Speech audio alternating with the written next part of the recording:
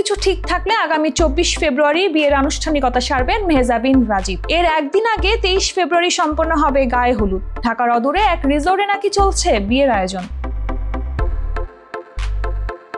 নির্মাতা আদনান আল রাজীবের সঙ্গে দীর্ঘদিন ধরেই প্রেম করছেন অভিনেত্রী মেহজাবিন চৌধুরী। শোবিজাঙ্গনে সেই খবর কারোরই অজানা নয়। বিষয়টি নিয়ে অবশ্য দুজনের কেউই কথা বলতে চাননি। সম্পর্কের বিষয়টি নিয়ে প্রশ্ন করলে দুজনই মুখে কুলু পাটেন, এড়িয়ে যেতেন প্রেমের বিষয়টিও। এবার সকল গুঞ্জনকে সত্যি করে সেই সম্পর্ককেই বিয়েতে রূপ দিচ্ছেন এই জুটি।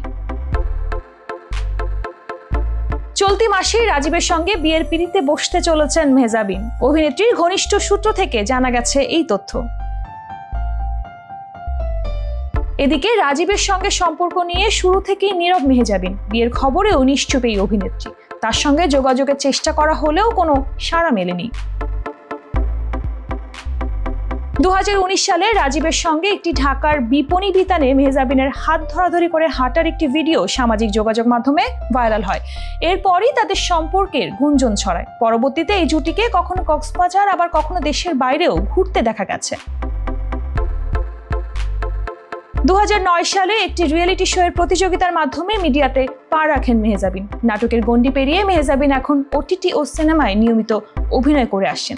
গেল মাসে মুক্তি পেয়েছে তার অভিনীত প্রিয় মালতী। এছাড়া ভালোবাসা দিবস উপলক্ষে মুক্তি পেয়েছে তার নতুন ওয়েব ফিল্ম নীল সুখ।